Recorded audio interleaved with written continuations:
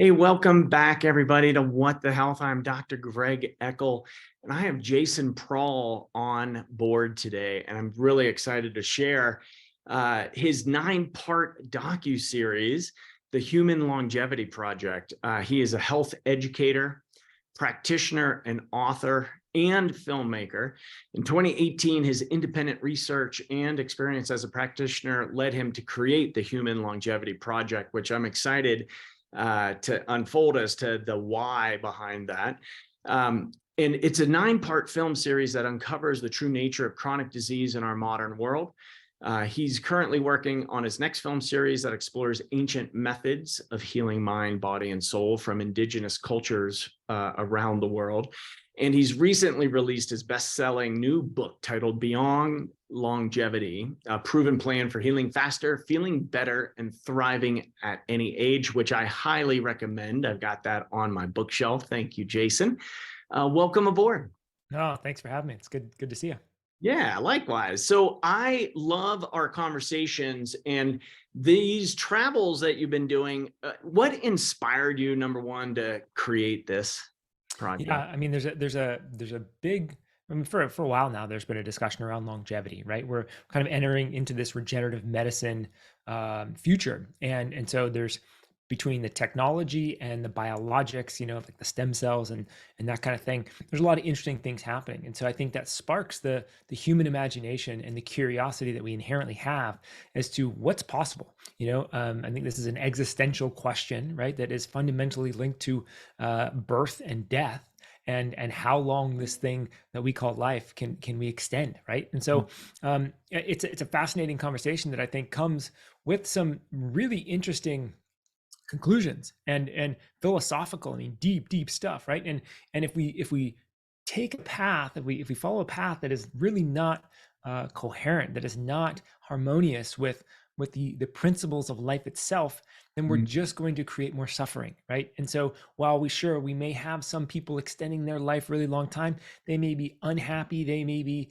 creating all kinds of problems in the world, right? So it's really something that the natives, the indigenous, and the ancient traditions, like in Chinese medicine, which I know you're intimately familiar with, Ayurveda, they understood these things, right? There's a harmony within life, and there's principles, and we can try to violate those principles, but it's only to our own peril, right? And our own Yeah. suffering. And so I wanted to make a docu-series that explored aging, that explored not only longevity, but also what it means to be healthy. What is health? Where does it come from?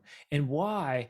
I mean, my God, why in this Western world that is so prosperous, so abundant, are we seeing so much chronic ailments, chronic disease, and not only in the 50s, 60s, 70s, 80s, right, which is typically what we think about when we talk about longevity, but also the teens and the 20s and the 30s, right? Because fundamentally, that's where longevity, I think, has the biggest lever, right? Is what's happening basically pre-conception, with our parents, into conception, in gestation, after birth, in childhood. Those are really, really important parts. So we created this docu-series not only to look at what should I do when I turn 70 and 80 and 95, hopefully, but what do I do when I'm 18? What do I do when I'm 33 to set myself up for a long and healthy life? I love it. I love it. I've had the privilege of sitting with 90-year-olds, 100 years old, and oftentimes they say, Doc, had I known I was going to live this long, I would have taken better care of myself, Right. right? And it is, so I'm so pleased, and why I wanted to bring you on the show is to really share this. And, we're going to be promoting and getting the word out, because it is it's a vital topic for our times of, what is, so, I think you define, like, what is aging? When does it begin? Where does it occur? Like those fundamental questions, instead of just, afraid of death or wanting to live forever. It's really bringing in the qualitative questions as to, how do we enrich our lives? So, where do you begin with just even just the aging process?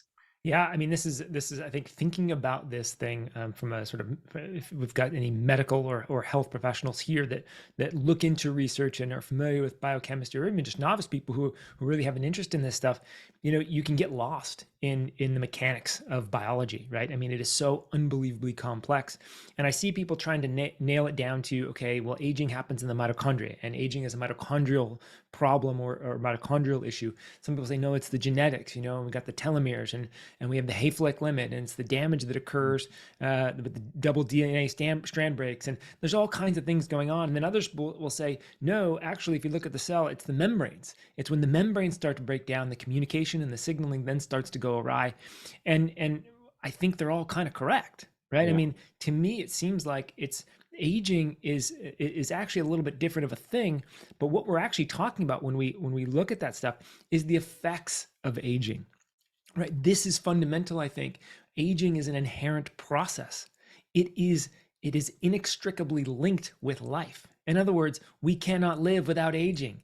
Aging is a process, right? So it's, I think, intellectually, it's good to separate the two. We have aging, which is part of being alive, and then we have the effects of aging, or the downstream effects, the damaging effects. That's generally what people are referring to when they say aging. We want to reverse aging, quote unquote. Well, you actually can't reverse aging. Aging is a process. You might be able to slow it down. I think there's some arguments to be made there to kind of Yeah. extend the timeline, but aging is one directional. However, when we talk about the reversing the effects of aging and all this stuff, it really is the effects, right? So we can't reverse aging, but we can reverse the effects of aging.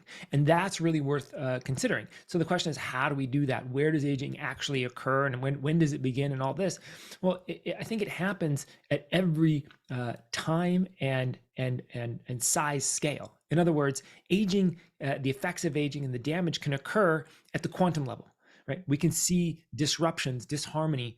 We can see lack of coherence at that quantum level if we were able to sort of peek into that. Then we'll see it at the biochemical level inside the cell, at the mitochondria, at the DNA. Right? We can start to see it there. Then we can see it outside the cell, right? Extracellular, we see disharmony. We see lack of communication, a breakdown in the function. Then we see it at the organ level, the tissue level, and then also the system level, right? So what's happening with the reason I mention all these layers or levels in the biology is because they're all in communication. So if we see damage, accelerated damage, let's say in the kidneys, well, the body has amazing mechanisms to sort of, let's say, steal energy from other parts of the body or other systems to help support and nurture and nourish that aspect as best as it can, right? So this is why, and then we'll lose coherence globally, but we're shoring up the issues, let's say, locally. So I think this is what's cool, is that the body has this way of kind of molding itself and moving energy and robbing Peter to pay Paul, so to speak, right? And so that is an aspect of our biology, and we have the aspect which again comes from primarily in qigong, the ancient practices, the yogas, how to cultivate energy, right? So we can actually cultivate and nourish our body systems from the outside, so to speak, from the environment, from the ether, if you will. And so there's really cool things that we can start to get into when we understand that. But it is the systems approach that I think is so important, because we're trying to look for aging in a cell. We're trying to look and say, okay, well, we're looking at the telomeres or the white blood cells, or we're looking at the length of the telomeres in the liver or whatever, and they're all going to be different. And what you find actually in the telomere lengthening research is that when you do the right things, the telomeres will lengthen, which is a good thing. That provides more genomic stability, but it will lengthen at the shortest telomeres in the body. So if the shortest telomeres are in the liver, then those are the ones that are going to lengthen, not the ones in the kidneys, which are already long. So this is what I'm saying. The body has wisdom and intelligence to try to shore up the weak points as best it can, given the right conditions. I love it. And in that component of, different clocks or different measurements of aging in the body, in the human cell. Now, I want to, because that's one, it's microscopic.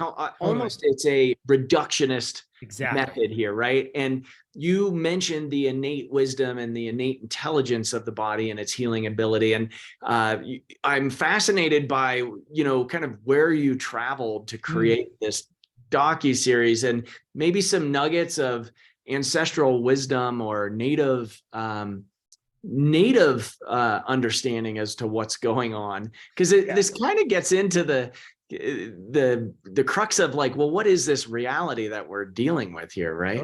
Totally. And there's some great work done by the Blue Zones in National Geographic, Dan Beener. They did a great job. They went around the world and identified these regions around the world, right, where there's a concentrated number of centenarians, people that are making it to 100 at an abnormal rate compared to the rest of the world, right? And there was great work done by Michel Poulin. He was the demographer who was able to verify birth dates and records and all that, which is a ton of work, and then run the statistical parameters to be able to identify this place is special, right? So we have Okinawa and Ikaria, Greece, and we have Sardinia in Italy, and then we have the Guanacaste region of Costa Rica, and these are known as the Blue Zones. And sometimes they'll throw in Loma Linda, but it's not really a blue zone. It's not technically a blue zone.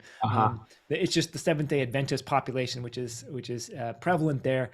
They're worth studying, but the general region actually has nothing that interesting. So what's cool about that work is that they identified these regions. Now, we piggybacked on that work because I wanted to go find centenarians. I wanted to go find people in their 90s and 100s. And so where do I go and find those people? Well, that's where I'd go, right? Where there's the most concentration. And so we have good data for that. And so the other reason I like that work is because it takes different regions around the world, different genetics, different environments, different cultural practices, different ideas, right? So, and so that's what we did with the Human Longevity Project. We went out to these regions. We found these 100-year-olds, which is not an easy process. It's not like there's a database of them and they don't speak English. So we had to find translators and basically knock on doors to navigate our way through these small villages to find these people. And we interviewed them and we talked to them. And the beautiful thing I love about, again, the Blue Zones work that we piggybacked on is that because they have different practices, because they have different diets, right? A lot of times we focus on diet, right? When it comes to longevity, what are they eating? How do they eat? All this stuff. And what the beautiful part is they eat totally different foods, right? And they eat foods that we deem as bad in the West, right? In Sardinia, they ate a ton of bread all throughout their life, every day, nonstop. And you hear it from directly from their mouths. This is what we did. It was fundamental. You could not have a meal without bread, et cetera, et cetera. And so the reason I say that is not to say that we need to follow them or copy them, but it's to demonstrate the underlying qualities and principles, right? And the contexts behind their behavior, behind their diets. This is where the juice is, because that's what we can borrow from this totally different reality, right? I mean, in Sardinia, they're in the mountains. They are living in small villages. They didn't have electricity up until probably 1960, 1970. So these people that are 100 years old, when I interviewed them in 2019, 2018, 2019, they'd been 50 years old before they ever saw electricity. That means they lived most of their life without refrigeration, without any kind of electronics. I mean, this is a reality that you and I can't even comprehend, right? We can sort of if we go maybe on a retreat or we go camping, and that's just this tiny little taste, and yet we still have generally some electronics with us. So they live their whole life this way. So we can't go back and replicate or duplicate that lifestyle. We just can't do it, nor would we really want to. They lived a very difficult life.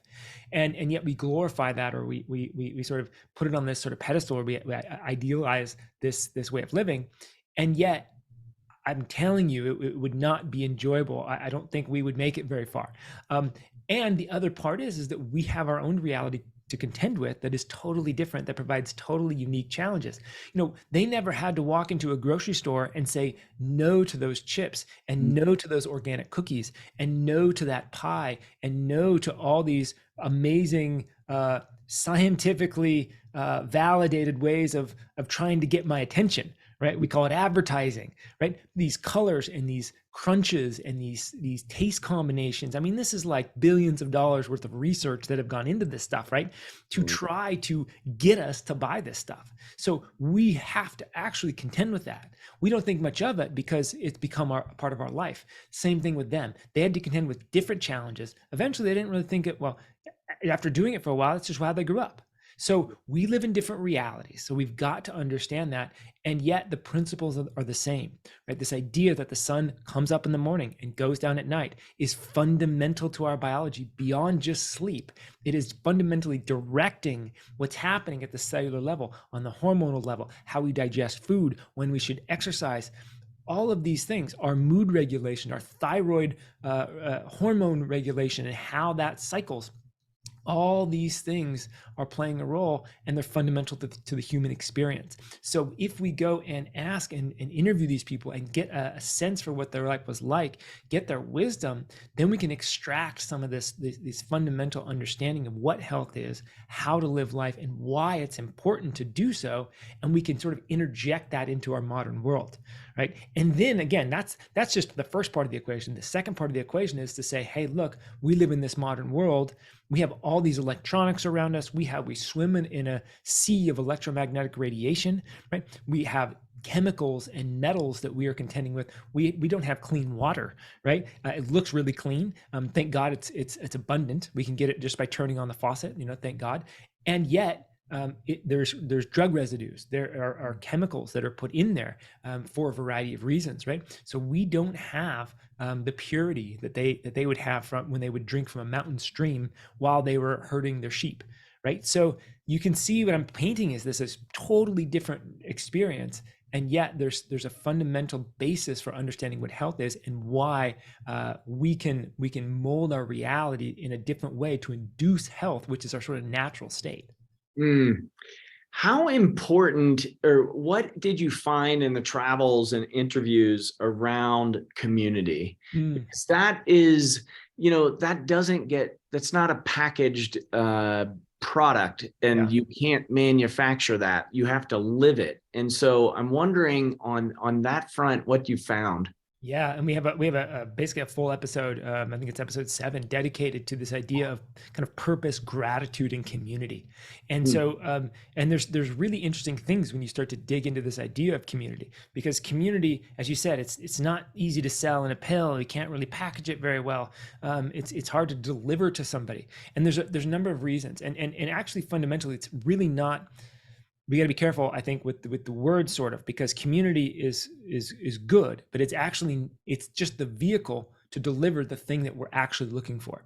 So mm, community isn't itself all that helpful, right? We can be in community, but if we don't have connection and we don't feel safe in that community, then mm, it actually can cause us harm, so to speak. It can actually create some dissonance to our nervous system to when we're in a quote unquote community and we feel like we're extricated, we don't belong, and we don't find safety. And so it is those fundamental needs, human needs, that community has the potential to provide, right? This ability for connection. I mean, fundamental. This is in development, in childhood development. This is so fundamental to our nervous system, to our development, that it happens in the first few months of life.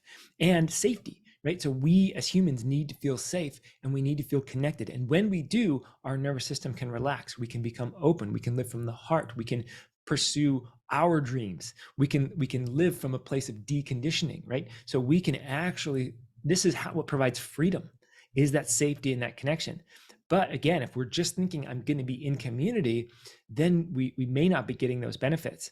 And the other challenge here is that as we go through childhood primarily, and there's some other factors in here, let's say karma and some other things, perhaps intergenerational stuff that might come through, but we can actually develop sort of character styles and the inability to connect, right? So we have this sort of attachment style, we might call it in psychological terms, right? The ability to attach to another, and we can have an anxious attachment style, which kind of fears that the other is going to leave, right? And so we have this kind of clinginess. You might see this in relationship, or this avoidant. So if the relationship starts getting too close or too comfortable, then we push away, because it actually is dangerous to sort of to be vulnerable in that setting. So these are some of the things that may happen in terms of ruptures in our development that prevents connection. So we have to even go deeper and look at childhood traumas and look at childhood conditionings, and are we even able to connect, or how well can we connect? Maybe it takes a lot of safety for one person to feel like they can connect, because they're so guarded because of the hurt that they experienced as an infant, really. Or yeah. maybe someone has what we might call a healthy attachment style, right?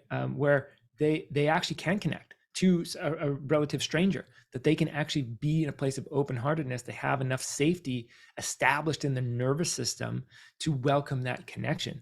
So this is a deep thing. And as you've probably noticed in the West, we've got a lot of trauma. We've got Ooh. generational trauma. We've got cultural trauma, especially in different racial groups or ethnic backgrounds. We carry a lot of trauma, right? In the Jewish, in the Black, in the indigenous, and the native, there's a lot of trauma in a lot of the Asian too. And so, look, even in the sort of the white heritage, that we still can carry this stuff through. So this stuff is deep. And so there's a lot of work to be done. And what I noticed in some of those other environments is that because they lived in small village communities that were reliant on one another for not only survival, but for healthy living, they seem to establish much more safe, supportive, and connected community through the family unit and through the broader community. So they didn't seem to have as much of this trauma that we experience, or this conditioning that would create these circumstances that prevented things like connection.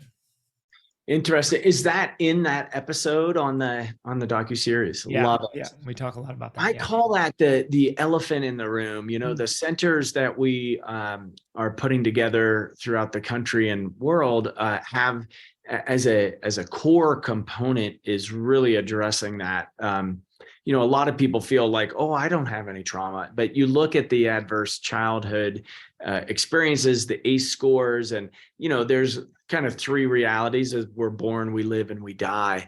But that aspect of the how you have dissonance in your nervous system as a result of some interaction or event or along those lines, and how much that sticks in your cellular memory.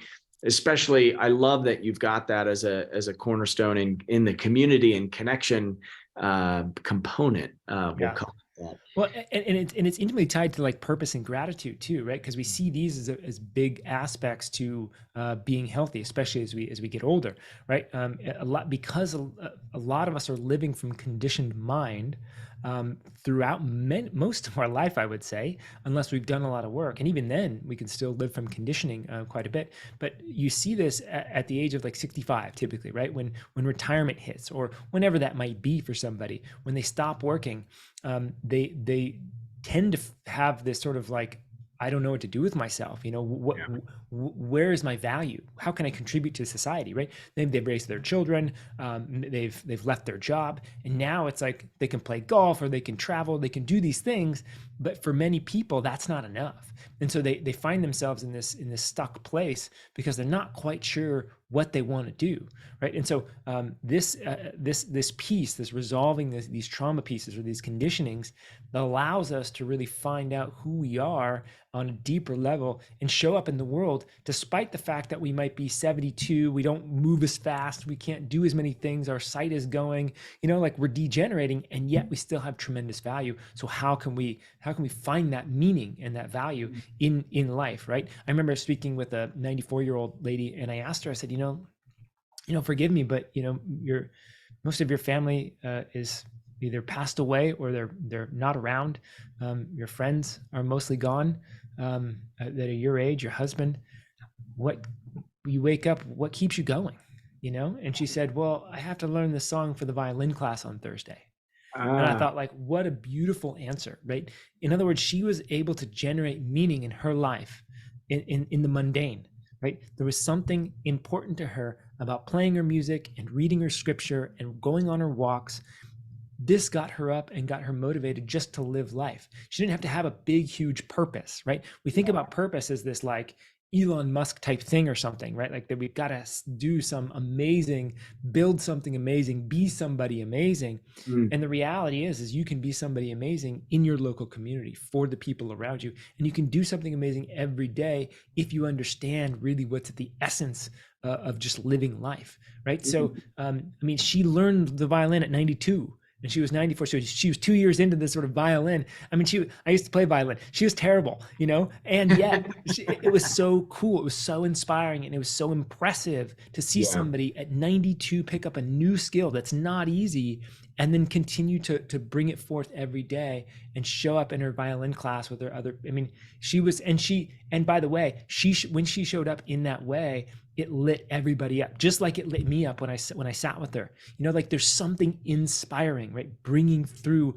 spirit. And so like, this is what we have the capacity to do at any age. You see some of these, I've seen videos of some of these people that are like, this woman's like 98 years old doing like amazing yoga, right? Yeah. Like this is inspiring to the youth, right? And there's so much wisdom to share. It's one of the things that we lack in our culture is the elders, right? Is the wise elder walking amongst us that can guide us, that we can lean on, right? So I think to me, when it comes to longevity, this is one of the values that I would love for our docu-series, as well as, your work and everything that we're doing to help people get into those elder years, to become that leader, to become that elder that can guide future generations. Because I mean, God knows we need it right now. We need so much wisdom. And so I think this is the value as we get older and older, and why we want to take care of ourselves in our youth, not only so we can stay healthy and free of disease and feel good, but why? Why do we want to feel good? Why do we want to be healthy? Well, it's so we can give back, so we can contribute, so we can have this altruistic mentality, because that ultimately refeeds life, right? Is this ability to give. Jason, that is awesome. And I think, that honoring of the elder, the wisdom keepers, and it allows us to bring more love and abundance to everyone else, right? So it is that collective component of everyone gets this. It's not just the select few, it's for everyone. And bringing back those traditions and that component of health into our older age, times around the sun is so important. I'm so excited to see the docu-series, the Human Longevity Summit. Any last parting words? We're going to include the links on below the video here, folks. Get in on this. This is really special. He traveled around the globe. I can't wait to hear, and see the interviews and just the lushness of this production. So thank you for bringing this forth. Of course. Yeah. I will say that it's the docu-series is it's not for the faint of heart. It's very intellectual. There's a lot of learning. So it is that is the point. We got deep into mitochondrial science and microbiota, and how mitochondria communicate with microbiota. And provide the foundations for why we want to do some of the things that we want to do. Why does circadian rhythm matter? Why does eating a certain diet this way versus that way impact you differently than somebody else? How is it that something like meditation or connection or social groups, how does that actually impact our biology? Because that's fundamentally, I think, an important link to make. Why do we want to do these things? Why is hot and cold therapy impactful? How does the biology actually work? Right. So if you're somebody like me, I find that very interesting, and it helps me implement some of these things that I might hear about or trust that are good, because like, oh, okay, that turns on heat shock proteins. Like you can learn the biology to some degree, and then it sticks a little bit more. Then it's a little bit more impactful, and it helps you navigate context, right? Because this is really what it's all about. This is why you hear this advice from somebody and a completely opposite advice from somebody else. And how can we hold both truths? Well, it's because of context. In some context, this is true. And in other context, this is true. And so which context do you find yourself in that will help you navigate which diet, when to eat, how much to eat? Do I do cold? Do I do hot? What is it that I really need, and how do I navigate these waters? And what might be impacting or blocking my ability to be healthy? So we get into all of that. We get into the philosophy. We get into the deep, deep science. I mean, we've got some of the most highly respected scientists, researchers on mitochondria and microbiota in the world, really. Actually went to the World Mitochondrial Congress. Yes, there's such a thing. And It is a very, very nerdy, boring conference that is the forefront of mitochondrial research at like the most unbelievably tiny levels. So, we wanted to bring forth the experts, and we did. And so it's cool in that way. And I think there's something there for everybody, because even though it does get nerdy and geeky and a little heavy sometimes, we bring it back out and we put it in context. So it's not just this boring rambling. It's here's the intricacies, and here's how it works, and here's why it matters, and here's how you apply it, and here's what to do. So So yeah, we hope there's something for everybody. Each episode kind of builds on the next. So mitochondria and microbiota and diet and exercise and toxins in the environment and the circadian rhythm and sunlight. Why light is important to influence our biology. Raising healthy children. What is it about vaginal birth and breastfeeding and that whole process and how that sets us up for health later on in life. And of course, the ACEs work and connection and trauma and purpose and gratitude and then the diseases of aging, and we get into cancers and Alzheimer's. Why is it that those people that I spoke with in Sardinia and Ikaria in Okinawa, there's like hardly any Alzheimer's, there's hardly any cancers at those advanced stages? Why is that? Well, there's actually an explanation for this that we can utilize. So we get into all that, and it's a lot. It's a fun. It's a big series, but it's great. Awesome. Thank you so much for producing it and coming on to What the Health. Folks, tune into this. You don't want to miss it. If you like today's show, please give us a 5-star review and write down what you're taking out of this interview. I'm bringing you the best and the brightest out there to share what their hearts know and desire, what they want to create in this reality. This is how the change happens. Thanks for tuning in, everybody. See you next week.